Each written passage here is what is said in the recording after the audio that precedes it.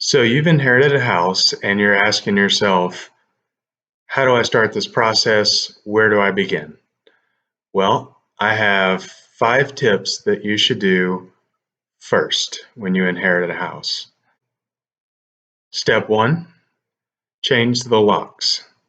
You do this because you don't know who has access to your house. The neighbors might have had an extra key so that they could come in and feed the dogs.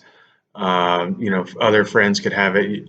Sometimes you don't know who has access to the house, and you want to secure the items in your house. So, very first step, change the locks.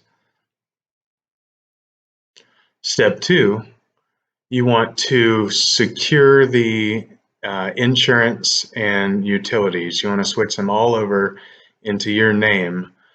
Never let the insurance lapse, because if something happens, the house burns down, and you have a lapse in insurance, you've just lost an entire house.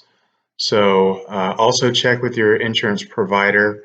Sometimes there's extra coverage that you might need because the home is vacant.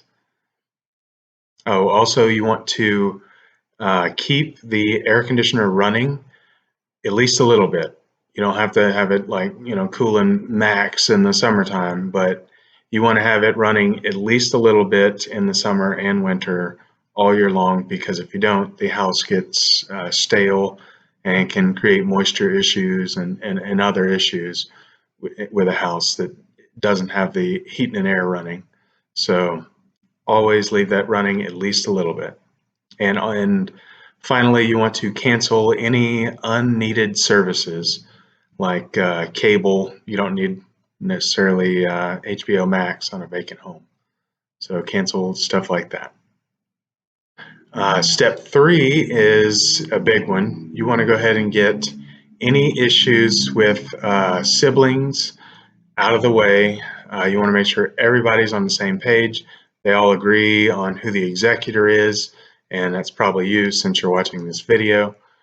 So go ahead and get any issues out of the way before you decide to list this home. Everything will go much smoother. And also you want to meet them at the house and split up any sentimental items and items that your family wants to keep. You want to go ahead and get that all divvied up ahead of time, and consider hiring if there's a lot of stuff to take care of and you don't, it seems overwhelming. Consider hiring an estate sales professional. Step 4 is to bring a copy of the death certificate to your local probate court. They will have to place an ad in the paper or on your local news website that basically says if anybody has rights to the property, that they should come forward at this time and make a claim. It's pretty straightforward. They'll walk you through the process. Just let them know, what you're there for.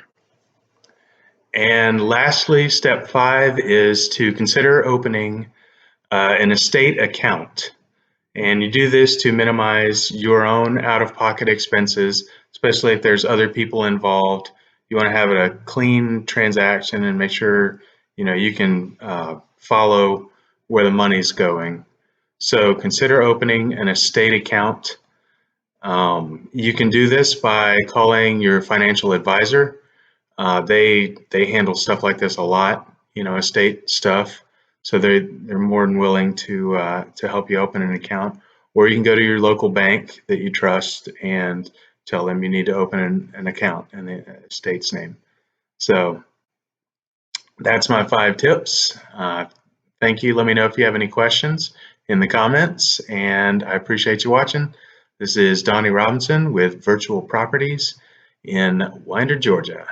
Have a great day.